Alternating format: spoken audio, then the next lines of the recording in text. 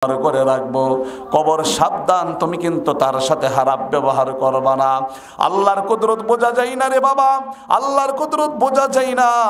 এমন সময় কবর আল্লাহর কাছে পারমিশন চাইলেন, নগর রব্বুল আলামিন আপনি আমার জবানটাকে খুলে দেন, আমি আবু যরকে কিছু কথা বলতে চাই। এক পর্যায়ে আবু যরের এই কথার উত্তর দিলেন, মাটি থেকে আওয়াজ আসলো ভয়ঙ্কর ভাবে, হে আবু যর সাবধান সাবধান, আমি হলাম অন্ধকার ঘর, পোকামাকড়ের ঘর, সব বিচ্ছুর ঘর, পোকামাকড়ের ঘর। আমার ভিতরে যারা ঈমান আর আমল নিয়ে আসবে আমি তাদের সাথে ভালো ব্যবহার করব। আমি হাসান হুসাইনের আম্মা জানকে চিনি না, নবীজির স্ত্রী নবীজির মেয়েকে আমি চিনি না, আমি কাউকে চিনি না। আমি হলাম একাকিত্বর ঘর, সাপ বিচ্ছুর ঘর, পোকামাকড়ের ঘর। এই জন্য বাবারা, ও মা বোনেরা, ও নওজোয়ান ভাইয়েরা, কিসের নেশায় কিসের আশায় আজকে আপনি পড়ে রইলেন? আপনি মৃত্যুবরণ করার সাথে সাথে আপনার সম্পদ, আপনার বাড়ি গাড়ি সব কিছু বন্টন হয়ে যাবে। বাড়ি থাকবে বাড়ির জায়গায়, ঘর থাকবে ঘরের জায়গায়, সম্পদ থাকবে সম্পদের জায়গায়।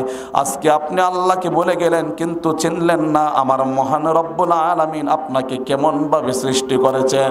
আল্লাহ তাআলা বড় মোহাব্বত করে আমাকে আপনাকে বানাইলেন। আল্লাহ তাআলা শাস্তি দেওয়ার জন্য বানাইনি, কষ্ট দেওয়ার জন্য বানাইনি। আমার মহান রব্বুল আলামিন আপনাকে আমাকে বানিয়েছে একমাত্র আল্লাহ তাআলার গোলামি এবং ইবাদত করার জন্য। এই জন্য এই দুনিয়াতে হলো ক্ষণস্থায়ী দুনিয়া, চিরস্থায়ী দুনিয়া হলো পরকালের জগৎ। অনন্ত অসীমকাল যেই জগতে আমাকে অবস্থান করতে হবে। হাসরের ময়দান যখন শুরু হয়ে যাবে, একটা নেকি পাওয়ার জন্য, একটা নেকির জন্য সারা হাসরের ময়দান দৌড়াইবেন, কেউ আপনাকে সহযোগিতা করবে না। অথচ আজকে আপনি যখন টাকা উপার্জন করেন, আপনার বন্ধু বান্ধবের অভাব নাই, আপনার সন্তানের অভাব নাই, আপনার বিবির অভাব নাই, আপনার আত্মীয় স্বজনের অভাব নাই। টাকার পেছনে সবাই দৌড়ায়, টাকার পেছনে সবাই দৌড়ায়। কত মানুষ কত কিছু চাই। একটা মানুষ যখন বিদেশের বাড়িতে থাকে তার কাছে কত কিছু চাই, কিন্তু আপনি মৃত্যুবরণ করে দেখেন আপনার সহযোগী হিসাবে কাউকে পাবেন কিনা। এই জন্য আল্লাহ বলবেন, বান্দা একটা নেকি যদি তুমি সংগ্রহ করতে পারো, তোমাকে আজকে আমার তৈরি করা জান্নাতের মালিক বানিয়ে দেব। ওই বান্দা সারা হাসরের ময়দান দৌড়াইবে, আপন বাবার কাছে যাবে, মার কাছে যাবে, আত্মীয় স্বজনের কাছে যাবে, সকলের কাছে গিয়ে বলবে আমাকে একটা নেকি দাও, একটা নেকি দাও। কেউ নেকি দিবে না, সবাই আপনাকে আমাকে দূরে সরাইয়া দিবে, সুহকান সুহকা বলে দূরে সরাইয়া দিবে। বাবা বলবে আমার সন্তান নাই, মা বলবে আমার সন্তান নাই, দুনিয়ার থাকতে আমার বিবাহ হয় নাই, আজকে আমার সন্তান আসলো কোথায় থেকে, সবাই আমাকে আমাকে দূরে সরাইয়া দিবে। এই জন্য আল্লাহ এবং পরকালকে যদি বিশ্বাস করেন তাহলে অবশ্যই আপনাকে আমাকে এই রমজান মাসের রোজা সঠিকভাবে আদায় করতে হবে। ঠিক কিনা জোরে বলুন। রমজান মাসের রোজা আমাদেরকে আদায় করতে হবে। এই রমজান মাসের রোজা আল্লাহ তাআলা ফরজ করে দিয়েছেন। এই রোজাটা আমরা অনেকেই রাখি না। অনেক ভাইয়েরা দোকানে গিয়ে বসে পর্দার ভিতরে গিয়ে খাবার খায়। আহা, আল্লাহর কাছে কি জবাব দিবেন মৃত্যুবরণ করলে? হঠাৎ যদি আপনার মৃত্যুটা এসে যায় এই বেরোজগার অবস্থায়, আল্লাহর আসামির কাঠ করে আপনি কি জবাব দিবেন? ও নওজোয়ান ভাইয়েরা, এখন দুনিয়ার মুখে পড়ে আপনি আল্লাহ কি বলে গেলেন, কিন্তু চিন্তা করলেন না আজকে আপনি এই মুহূর্তে যদি মৃত্যুবরণ করেন তাহলে আপনার মৃত্যুর পরে আপনার আপনজনরা কে আপনাকে সহযোগিতা করবে? আল্লাহর আসামির কাঠ করে কি জবাব দিবেন আপনি? আপনি তো কোনো জবাব দিতে পারবেন না। এই জন্য আল্লাহ তাআলাকে ভুলে যাবেন না। আল্লাহ বলেন ওয়ানজির আশিরাতাকাল আকরাবিন, নবীকে বললেন হে আমার নবী, আপনি মানুষদেরকে ভয় দেখান, তাদেরকে সতর্ক করান, তাদেরকে দ্বীনের দাওয়াত দেন, প্রচার প্রসার করুন দ্বীনের দাওয়াত। আমরা দ্বীনের দাওয়াত দিব।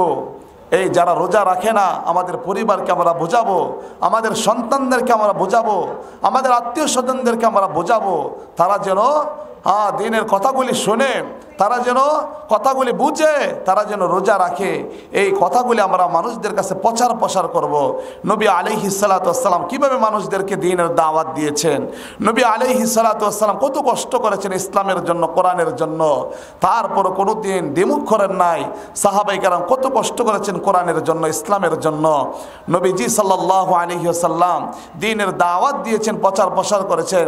এই দাওয়াত দিতে গিয়ে মানুষ মানুষরা কত অপমান করেছে, কত নির্যাতন করেছে, কাফেররা কত অত্যাচার করেছে, কিন্তু তারপরও নবীজি বলে যান নাই, ইসলাম বলে যান নাই, কোরআন বলে যান নাই। এই জন্য রাসূল সাল্লাল্লাহু আলাইহি ওয়াসাল্লাম বলেন, হে আমার উম্মতের নারী পুরুষরা, তোমরা দুনিয়ার থাকতে পরকালের তোমরা টিকিট সংগ্রহ করো, পরকালের আমল সংগ্রহ করো, পরকালের নেকি তোমরা সংগ্রহ করো। এই দুনিয়াটা হলো কামাই করার জায়গা। এই দুনিয়ার থেকে যখন চলে যাবে তখন তোমার সব কিছু বন্ধ হয়ে যাবে, তুমি ইচ্ছা করলে আর নেক আমল করতে পারবা না। রাসূল সাল্লাল্লাহু আলাইহি ওয়াসাল্লাম যখন দ্বীনের দাওয়াত দিতেন মানুষদের কাছে, তখন কিছু সংখ্যক মানুষ ইসলাম গ্রহণ করেছেন, আর অধিকাংশ মানুষরাই ইসলাম গ্রহণ করেন নাই, বরং রাসূল সাল্লাল্লাহু আলাইহি ওয়াসাল্লামকে কষ্ট দিয়েছেন। এই জন্য রাসূল সাল্লাল্লাহু আলাইহি ওয়াসাল্লামকে কষ্ট দেওয়ার পরে এক পর্যায়ে আল্লাহ তাআলার কাছে রাসূল বললেন, ওগো রব্বুল আলামিন, এই মুহূর্তে কি করব আমি? আমার জাতি তো আমাকে কষ্ট দেয়, আমার জাতি তো আমাকে আঘাত করে, তারা তো আজকে আমাকে কষ্ট দিতেছে। আমি তো একমাত্র দ্বীনের কথা বলি মানুষদের কাছে, কোরআনের কথা বলি, এই জন্য আমার জাতি আমাকে আজকে কষ্ট দিচ্ছে। আল্লাহ বলেন, হে নবী, আপনার পূর্বে যারা ছিল সমস্ত নবীদেরকে তাদের জাতি তাদেরকে আঘাত করেছে, কাউকে করাত দিয়ে আঘাত করেছে, কাউকে দ্বিখণ্ডিত করেছে, কোনো নবী আগুনে নিক্ষিপ্ত হয়েছেন, কোনো নবী মাছের পেটে পর্যন্ত যেতে হয়েছেন, তার জাতির কাছে অপমানিত হয়েছেন। এই জন্য আপনি চিন্তিত হবেন না, পেরেশানি হবেন না। রাসূল সাল্লাল্লাহু আলাইহি ওয়াসাল্লামকে কষ্ট দিয়েছেন আবু জাহেল, উকবা, শাইবা, বড় বড় কাফেররা, তারপর রাসূল ইসলাম থেকে দূরে সরে যান নাই। এই জন্য আল্লাহ পাক রব্বুল আলামিন আল্লাহর নবী বিশ্ব নবী রাহমাতুল লিল আলামিনকে যখন দ্বীনের দাওয়াত দিয়ে এই মক্কার মধ্যে আগমন ঘটাইলেন, নবীজি এক পর্যায়ে তায়েফের জমিনে গেলেন দ্বীনের দাওয়াত নিয়ে।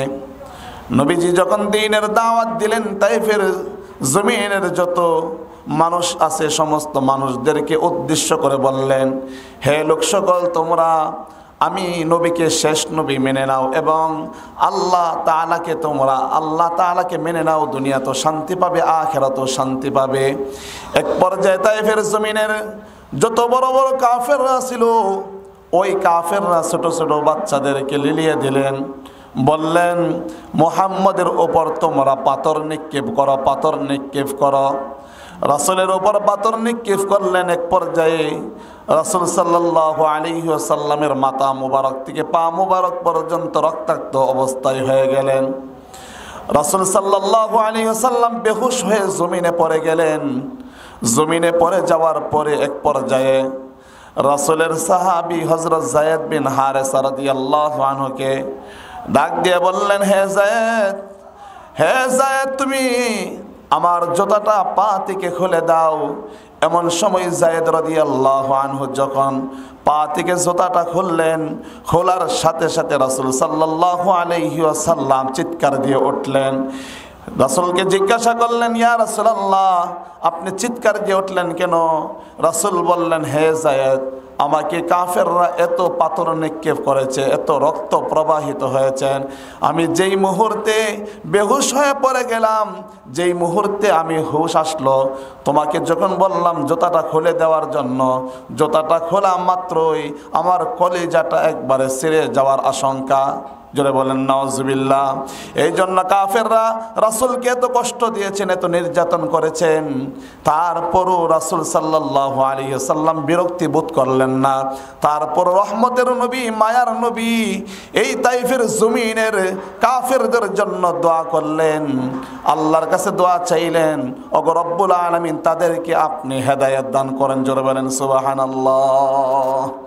আল্লাহ পাক রব্বুল আলামিন, আমি যে আলোচনা করেছি এই অল্প আলোচনার ভিতরে কোরআন হাদিস ভিত্তিক কিছু কথা বললাম।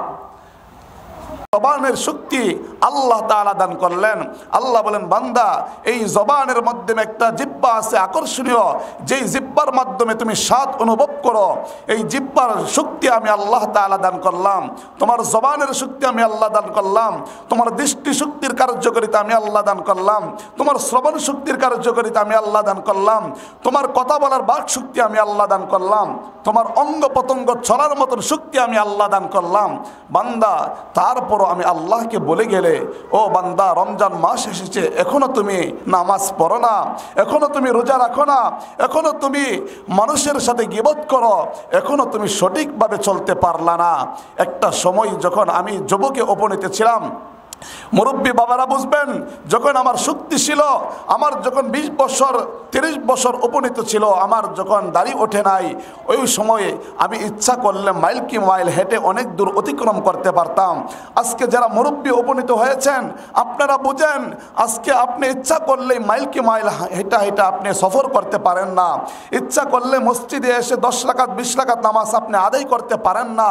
কারণ এমন একটা সময় আপনার অতিবাহিত হয়েছিল, যারা নওজোয়ান অবস্থায় ছিলেন, ওই সময় আপনার শক্তি ছিল, সব কিছু ছিল। এখন আর আপনার আগের মতন পা গোলা চলে না, আগের মতন আর হাত চলে না, আগের মতন আর কথা বলতে পারেন না, আগের মতন আর জবান দিয়ে আপনি কথা বলতে পারেন না, আগের মতন আর দৃষ্টি শক্তির কার্যকারিতা নাই, আগের মতন আর কর্ণ শক্তির কার্যকারিতা নাই। এই জন্য মানুষ এখনো সময় আছে, আল্লাহকে বলে যাবেন না। ও মা বোনেরা, এখনো সময় আছে, আল্লাহকে বলে যাবেন না। আল্লাহ তাআলা আমাদের দিকে তাকিয়ে রয়েছেন, ও আমার বান্দা বান্দি, আমি তোমাদেরকে সৃষ্টি করেছি বড় মহাব্বত করে, তোমাদেরকে জাহান্নামের আগুন দেওয়ার জন্য না, তোমাদেরকে জ্বালানোর জন্য না, তোমাদেরকে সৃষ্টি করেছি একমাত্র কেবলমাত্র আমি আল্লাহর ইবাদত এবং বন্দেগী করার জন্য। জোরে বলেন সুবহানাল্লাহ।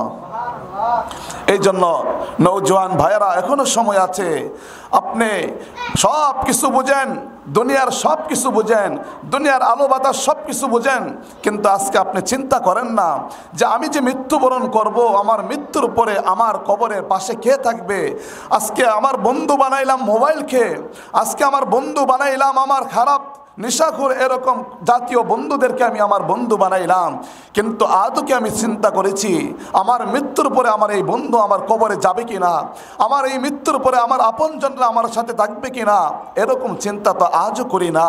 ও মুরব্বী বাবারা, কিসের নিশায়, কার জন্য পাগল হয়ে, কার জন্য আপনি ভরসা করে আজকে দুনিয়াকে আপনি প্রাধান্য দিয়ে আখেরাতকে বলে গেলেন? আজকে দুনিয়ার বাড়ি সাজাইলেন, ঘর সাজাইলেন, সংসার সাজাইলেন, আপনার সব কিছু ঠিক করলেন, কিন্তু পরকালের জগতে আপনি কবরের জগতে কিভাবে থাকবেন আদৌ চিন্তা করলেন না।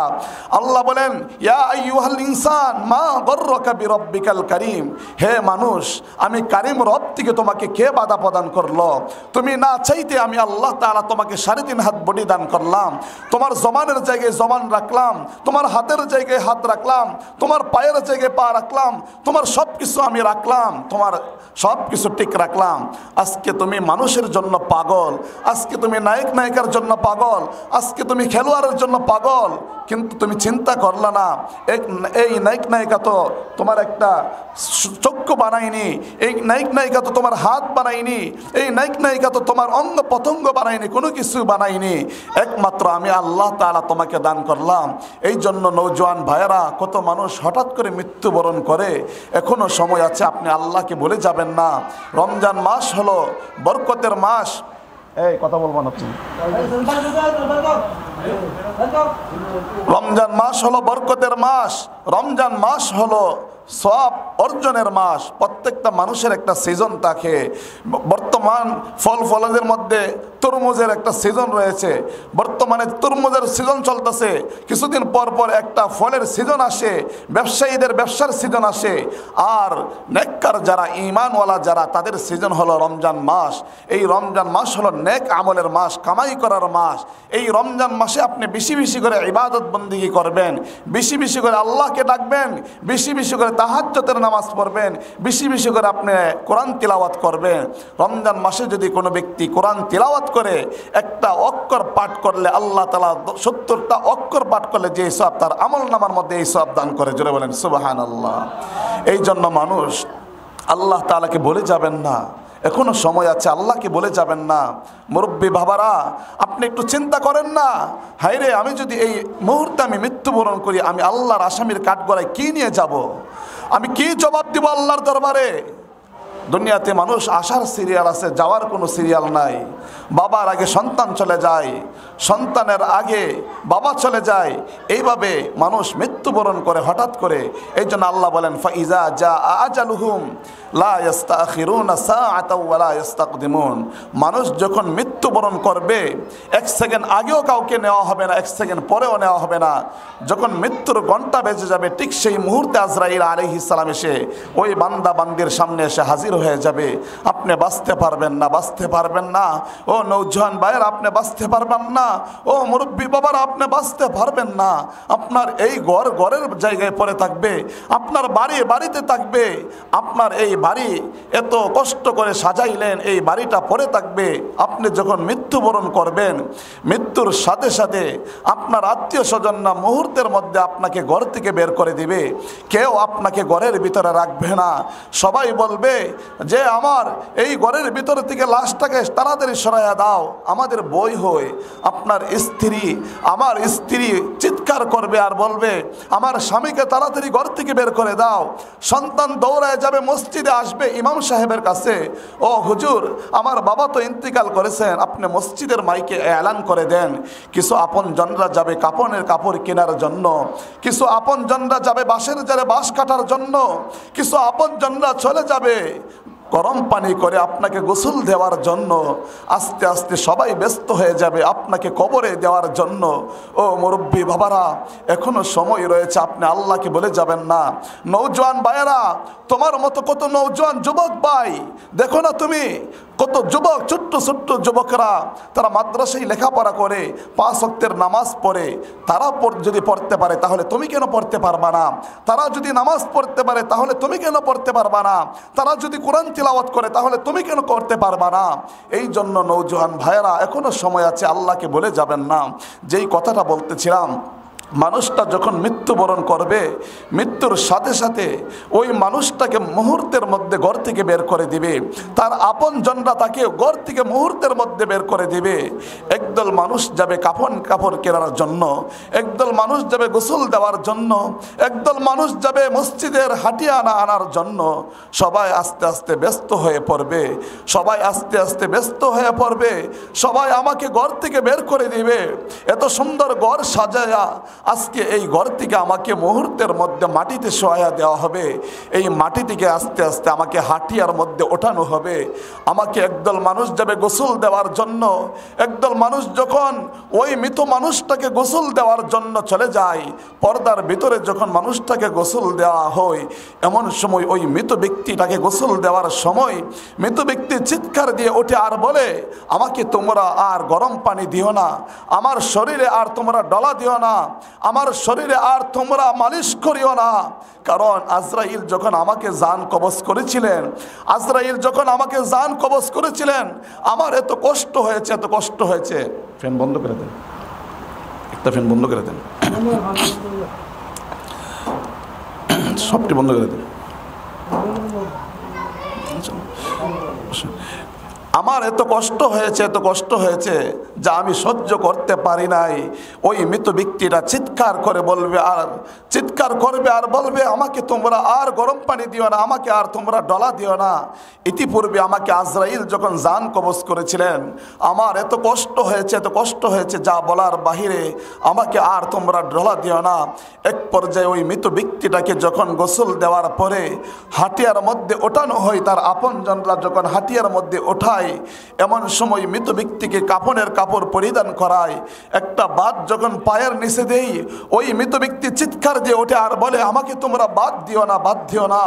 ইতিপূর্বে আমি দুনিয়ার আলো বাতাস দেখতে পেয়েছিলাম, আমাকে তোমরা বাদ দিও না। আস্তে আস্তে ওই মৃত ব্যক্তিটা যখন আবার পেটের মধ্যে একটা বাদ দিয়ে মৃত ব্যক্তি আবার চিৎকার করে আর বলে আমাকে তোমরা বাদ দাও কেন? আমি তো দুনিয়ার আলো বাতাস দেখতে পেয়েছিলাম, আমার আপন জনদের সাথে আমি থাকতেছিলাম, তোমরা আমাকে কেন বাদ দাও? তৃতীয়বার যখন আবার মাথার উপর একটা বাদ দিয়ে ওই মৃত ব্যক্তিটাকে, মৃত ব্যক্তির চিৎকার দিয়ে ওঠে আর বলে আমাকে তোমরা ফেগেট করে ফেললে কেন? আমি তো দুনিয়ার আলো বাতাসে, আমি তো দুনিয়ার অক্সিজেন, আমি দুনিয়ার খাবার, দুনিয়ার রং তামসা, দুনিয়ার বুক বিলাসিতা, দুনিয়ার সব কিছু আমি বুক করতেছিলাম, এই মুহূর্তে তোমরা আমাকে ফেগেট করলে কেন? ওই মৃত ব্যক্তিটাকে যখন হাটিয়ার মধ্যে উঠিয়ে তার সন্তান, তার ভাই, তার আপন জনরা চার কাঁধে করে 4 জন মিলে যখন ওই হাটিয়াকে নিয়ে কবরের দিকে রওনা হয়ে যায়, এমন সময় মৃত ব্যক্তি মনে হয় চিন্তা করে আর ভাবে আমার আপন জনরা বুঝে আমার সাথে কবরে অবস্থান করবে। না না, পরিস্থিতি অন্যরকম হয়ে যায়। এক পর্যায়ে ওই মৃত ব্যক্তিকে যখন গোরস্থানের পাশে, কবরের পাশে রেখে দেওয়া হয় তার হাঁটিয়াটা, এমন সময় দুইজন ব্যক্তি লাফ মেরে নিচে, যখন লাফ দিয়ে নিচে পড়ে যায়, ওই মৃত ব্যক্তির আপন সন্তান অথবা আপন ভাই তারাই কিন্তু কবরে নামায়। এক পর্যায়ে মৃত ব্যক্তি মনে করে আমার সন্তান বুঝি আমার কবরের সাথে আমার সাথে থাকবে, আমার ভাই বুঝি আমার সাথে কবরে থাকবে। না না, পরিস্থিতি অন্যরকম। কেউ আপনার আমার সাথে কবরে থাকবে না, সবাই আমাকে আপনাকে একা একা অন্ধকার কবরে রেখে আসবে। এমন সময় মৃত ব্যক্তি মনে করে আমার ভাই বুঝি আমার সাথে কবরে থাকবে। এক পর্যায়ে দেখা যায় ওই মৃত ব্যক্তির ভাই অথবা সন্তান লাফ মেরে উঠে যায়, অন্য মানুষগুলা কবরের ওপরে দিয়ে বাঁশ দিয়ে বিভিন্ন রকমের কাগজ অথবা ছাটি দিয়ে ওই মৃত ব্যক্তিকে ডেকে ফেলে। এক পর্যায়ে মাটি ছাপা দিয়ে ওই মৃত ব্যক্তিকে রেখে দেয়। মৃত ব্যক্তি চিৎকার দিয়ে বলে আর কান্না করে, হায়রে দুনিয়ার রং তামসা পেয়ে, দুনিয়ার বাড়িঘর সাজাইলাম, দুনিয়ার সব কিছু করলাম, এই সন্তানের জন্য আমি বছর কি বছর বিদেশের বাড়িতে অবস্থান করেছিলাম, সন্তানের আরামের জন্য, সন্তানের আয়েশের জন্য, বিবির চিন্তা করে আমার জীবনটাকে শেষ করে দিলাম, আমি পরিবারের চিন্তা করে আমার জীবনটাকে শেষ করে দিলাম। আজও আমি চিন্তা করলাম না আমার কবরে তো আমার আপনজনরা কেউ নাই, আমার সন্তানও নাই, এখন দি সবাই আমাকে অন্ধকার কবরে একা একা রেখে চলে গেল। এই জন্য আল্লাহ রাসূল সাল্লাল্লাহু আলাইহি ওয়াসাল্লামকে একদিন আম্মা জান আয়েশা সিদ্দিকা রাদিয়াল্লাহু আনহা জিজ্ঞাসা করলেন, ইয়া রাসূলুল্লাহ, ইয়া হাবিবাল্লাহ, মানুষ যখন মৃত্যুবরণ করে মানুষের কেমন কষ্ট হবে, কেমন কষ্ট হবে? আল্লাহর নবী ডাক দিয়ে বললেন, হে আয়েশা শোনো, মানুষ যখন খারাপই হয়, মানুষ যখন মুনাফিক হয়, মানুষটা যখন জিনা করে, ব্যভিচার করে, অত্যাচার করে, জুলুম করে, টেলিভিশন দেখে পাপ কাজ করে, ওই মানুষটা যখন মৃত্যুবরণ করে মৃত্যুটা এত কষ্ট হয়, এত কষ্ট হয়। একটা জীবন্ত ছাগলকে যখন পার মধ্যে টান দিয়ে তার চামড়াটা খুললে যেমন ভাবে ছাগলটার কষ্ট হয়, বকরিটার কষ্ট হয়, ওই মৃত ব্যক্তিটা যখন তার জানটা কবজ করে আজরাইল, ওই মানুষটার এর চেয়ে বেশি কষ্ট হয়, এর চেয়ে বেশি কষ্ট হয়। আর যখন মুমিন বান্দা বান্দি মৃত্যুবরণ করলে আজরাইল যখন তার জানটা কবজ করে, দুনিয়ার থাকতে একটা মশা কামড় দিলে যেমন ভাবে মানুষ কষ্ট অনুভব করে, একটু সামান্য কষ্ট অনুভব করে, ঠিকভাবে ওই মানুষটা যখন মৃত্যুবরণ করে মুমিন বান্দা বান্দি, ঠিক ততরূপ ওই মানুষটার এরকম কষ্ট হয়। এই জন্য নওজোয়ান ভাইয়েরা, এখনো সময় আছে, আল্লাহকে বলে যাবেন না, এখনো সময় আছে, আল্লাহকে বলে যাবেন না। ও পর্দার আড়ালের মা বোনেরা, উপযুক্ত মেয়ে সে এখনো পর্দার ভিতরে অবস্থান করে না, উপযুক্ত ছেলে আপনি এখনো তাকে আপনি কোরআনের পক্ষে কথা বলার মতন শক্তি দেন না, এখনো তাকে নামাজের তাকিদ দেন না, এখনো রোজা রাখার মতন শক্তি আপনি দেন না, তাকে তাকিদ দেন না। আপনি কি জবাব দিবেন পরকালের জগতে? আপনি আল্লাহর আসামির কাঠ করে কি জবাব দিবেন?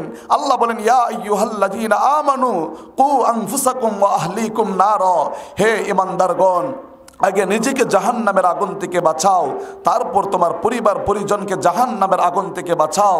পরিবার পরিজনকে জাহান্নামের আগুন থেকে কিভাবে বাঁচাবো? আমি নিজেই তো জাহান্নামের আগুন থেকে বাঁচতে পারলাম না, আমি এখনো নামাজ পড়ি না। ও নওজোয়ান ভাইয়েরা, এখনো তুমি নামাজ পড়ো না, এখনো তুমি রোজা রাখো না, এখনো তুমি হজ আদায় করতে তোমার সক্ষম রয়েছে, তারপরও তুমি হজ করো না। এখনো অনেক ভাইয়েরা যাকাত দেওয়ার মতন শক্তি আছে কিন্তু যাকাত দেয় না, আল্লাহর বিধান পালন করে না। আজকে মানুষের ভিতরে আল্লাহর ভয় নাই, আজকে মানুষের ভিতরে তাকওয়া নাই, আজকে মানুষের ভিতরে হুদা বিরু এবং পরহেজগারিত্ব নাই। যদি আল্লাহর ভয় এবং তাকওয়া থাকতো তাহলে অবশ্যই মানুষ আল্লাহর হুকুম পালন করত। ঠিক কিনা জোরে বলেন? আল্লাহর হুকুম পালন করত।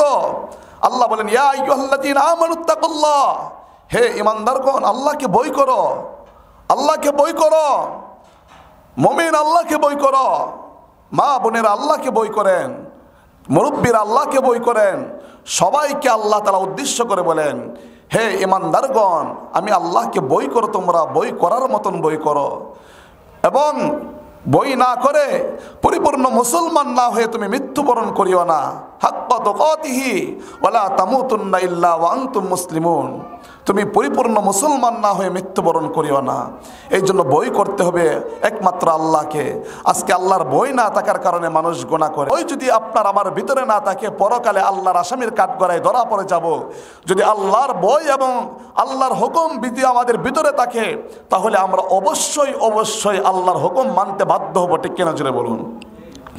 এই জন্য আল্লাহ পাক রব্বুল আলামিন বলেন, আমি আল্লাহ পাক রব্বুল আলামিন তোমাদের উপর রোজা ফরজ করেছি, যেমন ভাবে তোমাদের পূর্বপুরুষ যারা ছিল তাদের উপরও আমি রোজা ফরজ করেছিলাম। আল্লাহ পাক রব্বুল আলামিন বলেন, ইয়া আইয়ুহাল্লাযীনা আমানু, হে ঈমানদারগণ, কুতিবা আলাইকুমুস সিয়াম, তোমাদের উপর আমি আল্লাহ রোজা ফরজ করেছি, কামা কুতিবা আলাল্লাযীনা মিন ক্বাবলিকুম লাআল্লাকুম তাত্তাকুন, যেমন ভাবে তোমাদের পূর্বপুরুষ যারা ছিল তাদের উপর রোজা ফরজ করেছিলাম। এই রোজাটা এমন বিধান, আল্লাহ বলেন লাআল্লাকুম তাত্তাকুন, তোমাদের মধ্যে কে পরহেজগারিতা, কে খোদাভীরু, এই জিনিসটা জানার জন্য, বোঝার জন্য আমি আল্লাহ তাআলা তোমাদের উপর রোজা ফরজ করেছি। জোরে বলেন সুবহানাল্লাহ। আল্লাহর বিধান, আল্লাহর হুকুম, আল্লাহর তাকওয়া কেমন জিনিস, খলিফাতুল মুসলিমিন হযরত ওমর ফারুক রাদিয়াল্লাহু আনহুর জামানায় মা এবং মেয়ে মিলে, দুইজন মিলে দুধের মধ্যে পানি মিশানো শুরু করে দিয়েছিলেন। এমন সময় ওই মেয়েটা মাকে বললেন, ওগো মা, আপনি দুধের মধ্যে পানি মিশাচ্ছেন কেন, কারণটা কি? মা বললেন, দুধটা বাড়বে, আমরা টাকা পাবো, এই জন্য দুধের মধ্যে পানি মিশাচ্ছি। এমন সময় ওই মেয়েটা ডাক দিয়ে বললেন, মাগো, দুনিয়ার কেউ তো দেখে না, কিন্তু আমার মহান মালিক তো আমাদেরকে দেখতেছেন।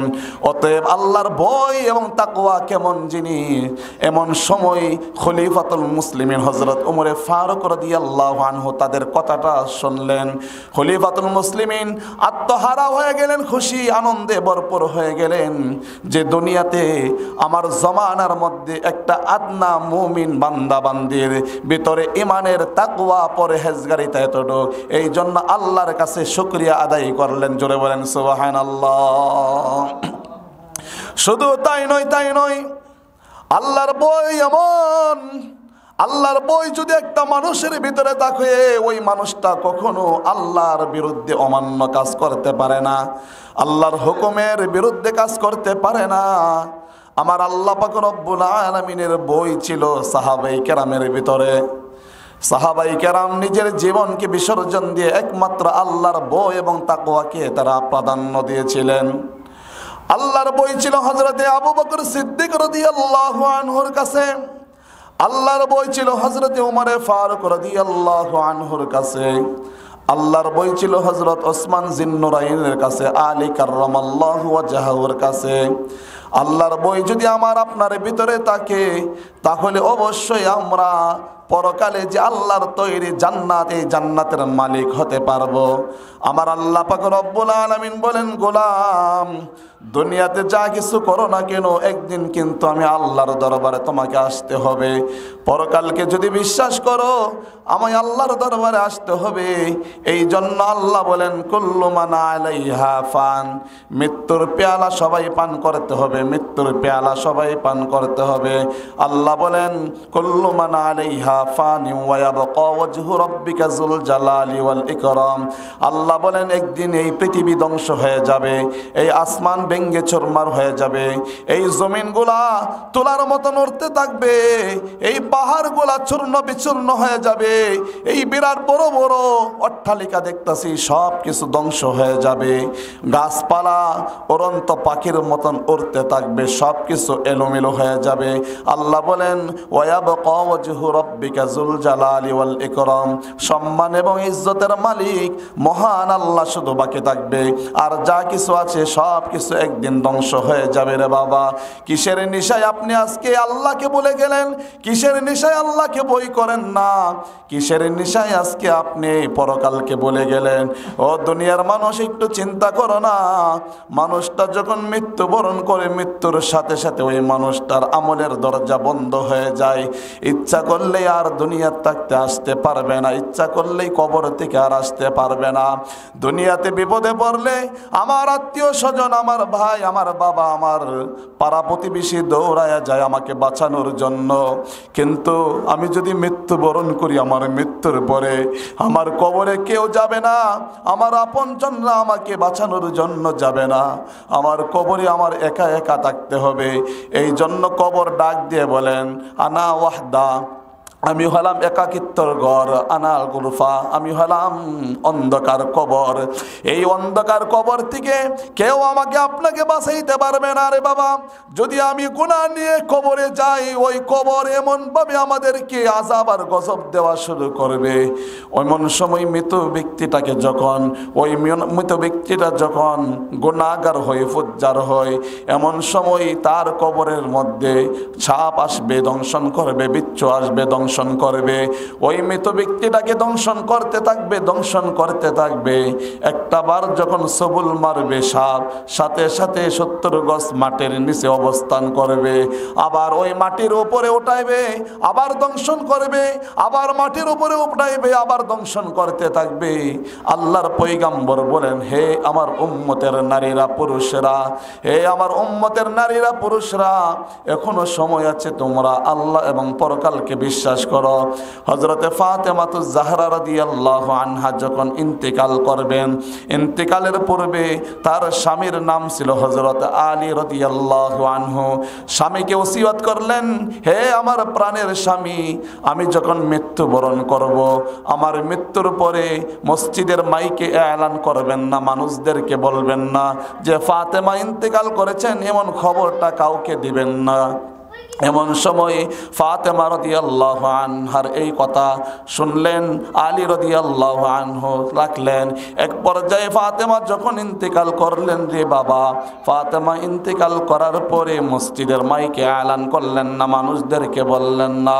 এমন সময় ফাতেমা ইন্তেকাল করার পরে হযরত আলী এবং হাসান হুসাইন রাদিয়াল্লাহু আনহুমা, তিনজন ব্যক্তি সহ আবু যর গিফারি রাদিয়াল্লাহু আনহু উপস্থিত হয়ে, চারজন ব্যক্তি যখন হাটিয়ার মধ্যে ধরলেন, হাটিয়া ধরে গোরস্থানের দিকে রওনা হয়ে গেলেন।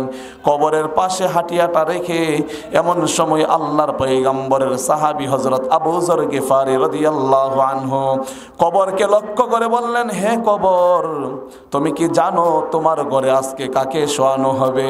তিনি হলেন জান্নাতি সমস্ত রমণীদের সরদারনি ফাতেমাকে তোমার ঘরে রেখে দেওয়া হবে। হাসান হুসাইনের আম্মা জানকে তোমার ঘরে রাখবো। নবীর কলিজার টুকরা, নয়নের মণি, আদরের দুলালি হযরত ফাতেমাকে তোমার ঘরে রাখবো।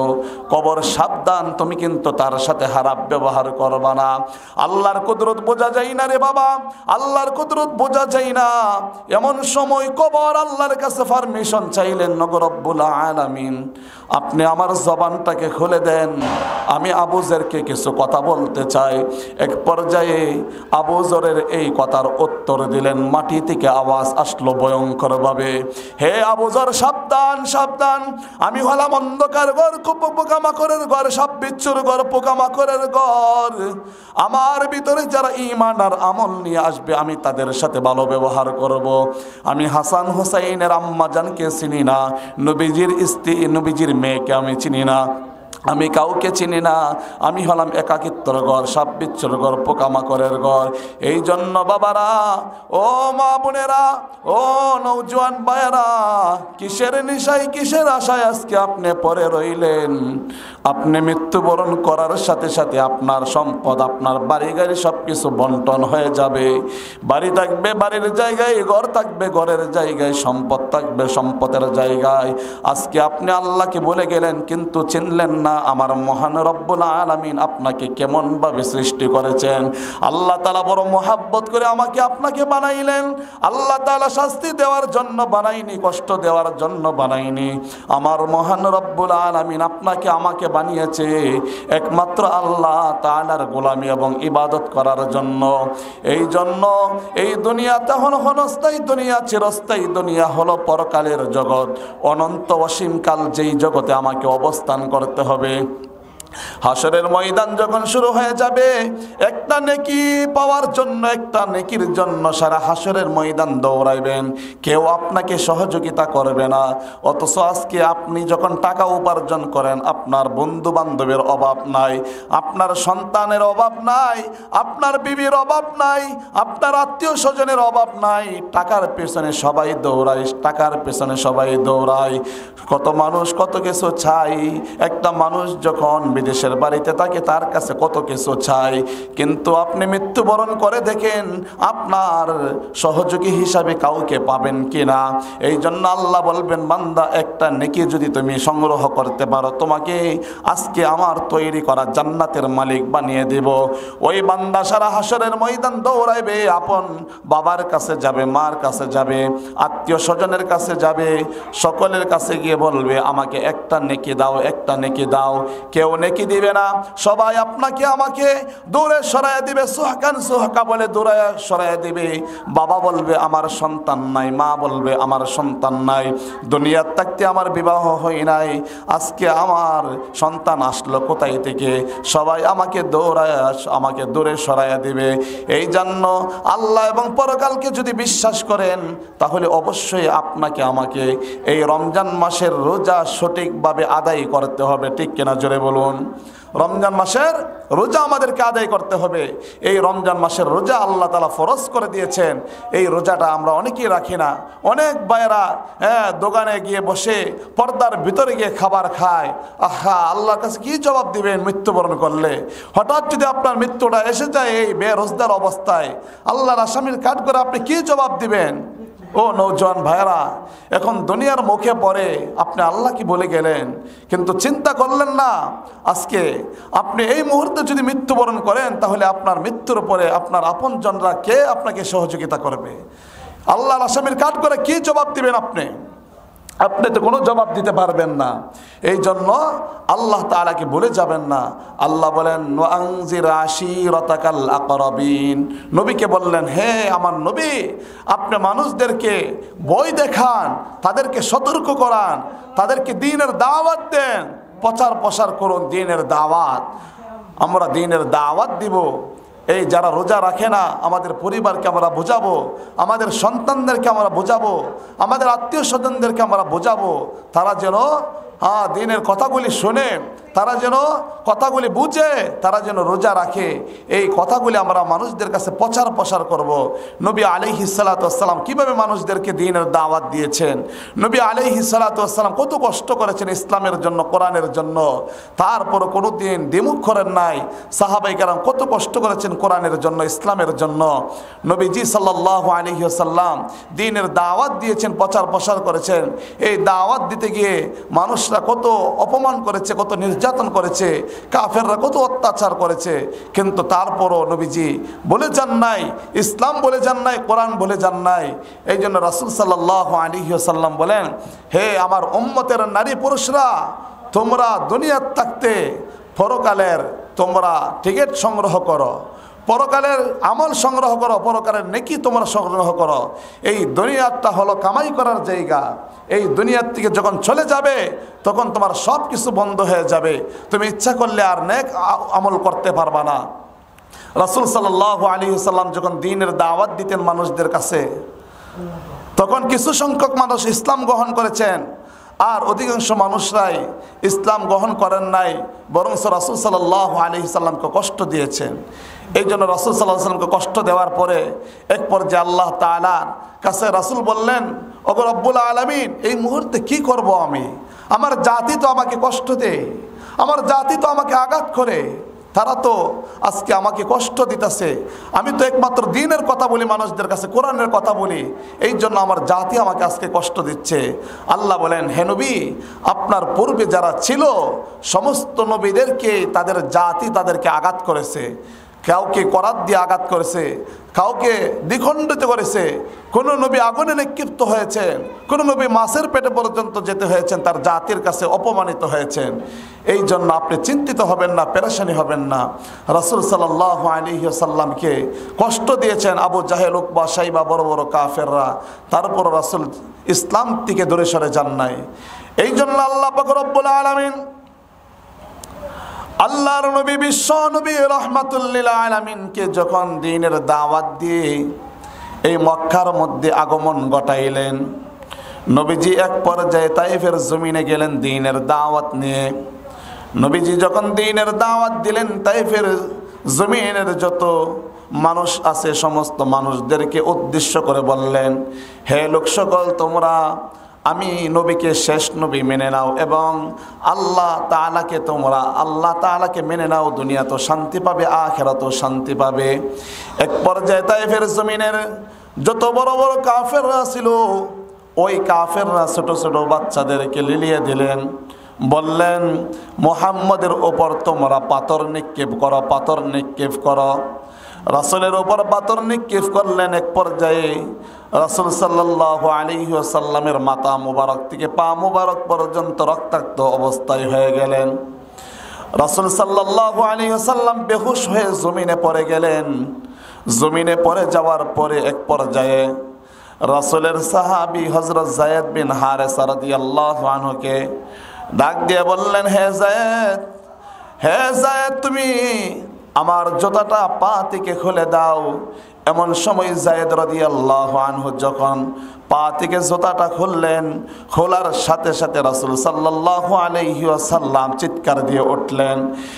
রাসূলকে জিজ্ঞাসা করলেন, ইয়া রাসূলুল্লাহ, আপনি চিৎকার দিয়ে উঠলেন কেন?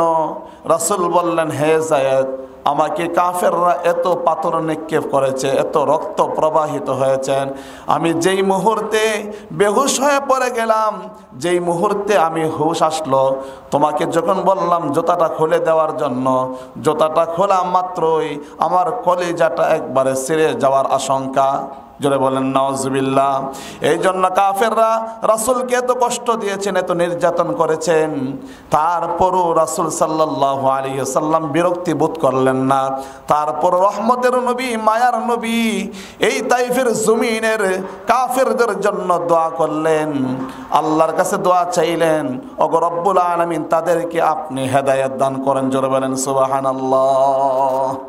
আল্লাহ পাক রব্বুল আলামিন, আমি যে আলোচনা করেছি এই অল্প আলোচনার ভিতরে কোরআন হাদিস ভিত্তিক কিছু কথা বললাম,